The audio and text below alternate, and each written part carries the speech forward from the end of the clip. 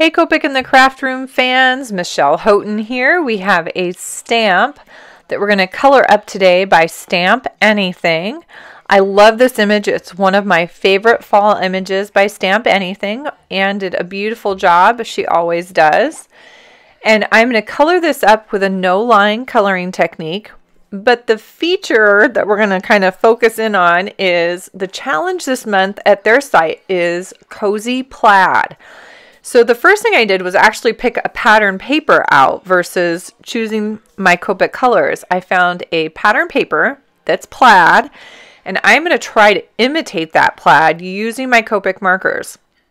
So I've pulled over a set of markers that I kind of tested out beforehand that I think will match. And I've also brought over some multi-liners because I'm not sure what's going to work best. Sometimes I'll use one or the other or both. So I've got a series of colors. I've got a really light earth tone. I've got a yellow red because it has kind of this bright golden stripe in it. And then I've got a little bit darker earth tone. And I'll go through all these colors. But I'm going to try it a couple times to see if I can control the nibs enough to create that plaid. Now the issue is I'm going to put this plaid on her pants, which are super tiny. And so I've got to be able to control the nib, that tiny nib of the marker to make these super fine lines. So I'm going to try it again because it didn't work the first time and see if I open that pattern up, if I spread the lines out, if I can create the look that I'm trying to get.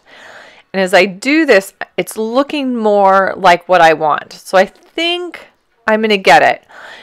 So I've practiced. Remember, if you have trouble with pressure control, another great tip to remember is using that chisel nib or that broad nib. Remember, that's stiff. And if you use a tiny corner, you can get some really nice, fine lines.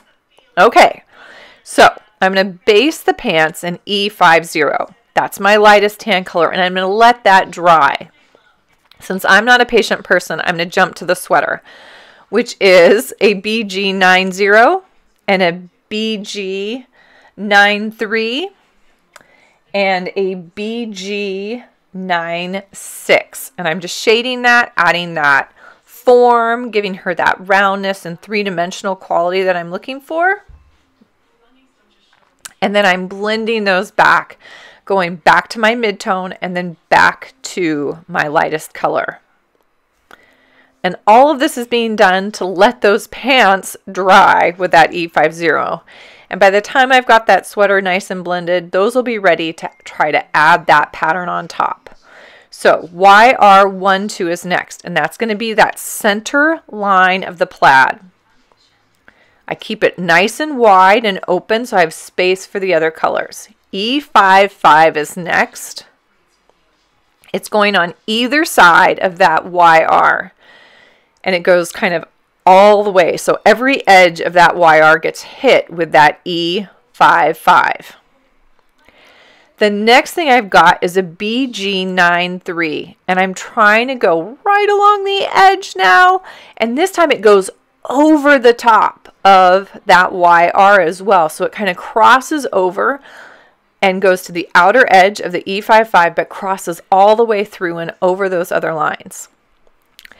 E55 and E53 are going to be on her little shoes. Then they're also going to be on her scarf. So I'm just adding a little bit of shape and form to every other stripe. Then E30 and E31 are going to be the opposite stripes.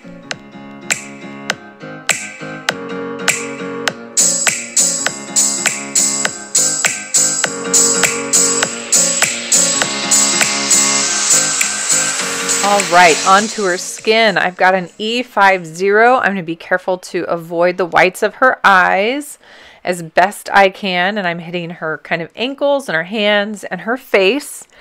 E21 is next. And then I get partway through here. I do add her nose, but I'm shading in from the edges of her face. And I realize I probably should have filled in the pupils of her eyes and her eyelashes and the area around her tongue before I did any of this. Every once in a while when I use my multi-liner to do these portions of the stamp, I get a little shaky and something doesn't turn out smooth, because I've already done all of her clothing and also started her face, I will probably just go with it even if I get a few lines slightly off. But I did okay, so I'm going to leave it and make sure I've got that next layer ready to go on her skin. So the next color is an E31. That's coming in and adding that third layer on her skin tone, a little bit darker.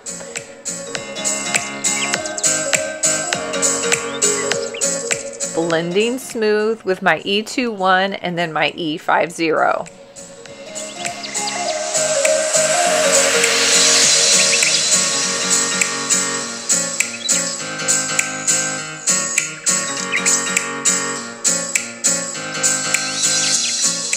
A little bit of E93 on her cheeks just to get them rosy in that cool, crisp autumn air.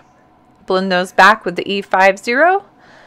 Tongue, I've got an E04 and E93. That's kind of my favorite two colors for those little tongues. And then I'm going to move on to her hair. And this is going to be an entire series of E2s. I've got 2-1, 2-3, 2-5, 2-7.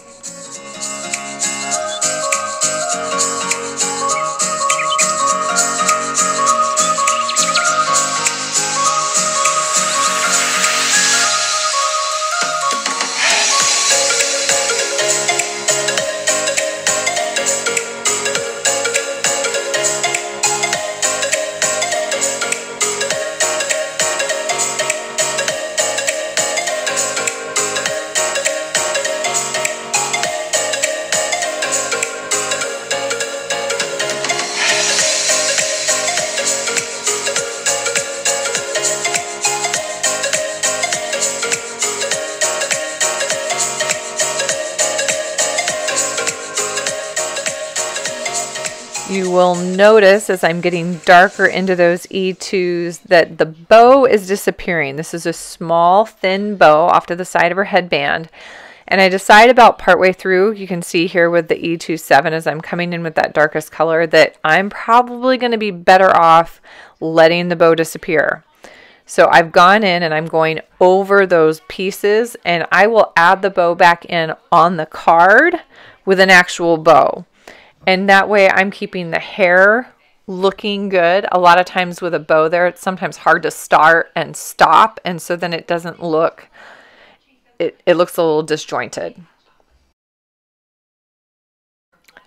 I am going to use a little BG96 and BG93 to fill in that headband.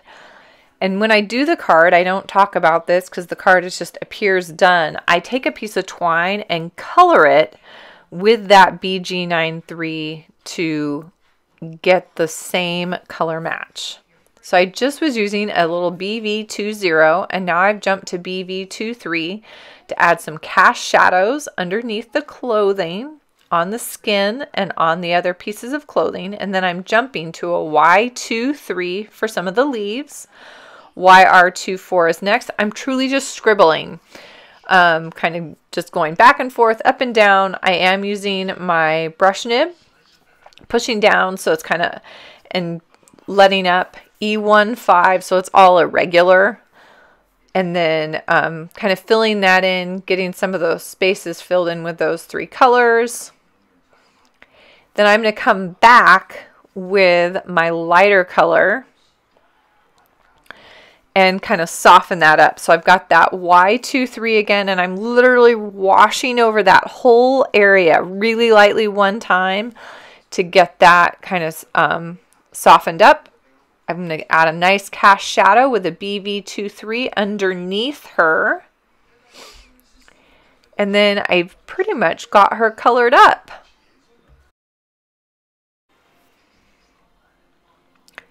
As always, I want to thank you for stopping by today. It always means a lot to me when you take the time to stop by and comment or ask questions. I will try to get back to you right away. It can be anything about this particular image or anything Copic. I will get those questions answered. If you have a chance, stop by my blog at www.scrapweaver.com and check out my live goings on and other places you can check out my work. Thank you again. Hope you all have a happy, colorful day.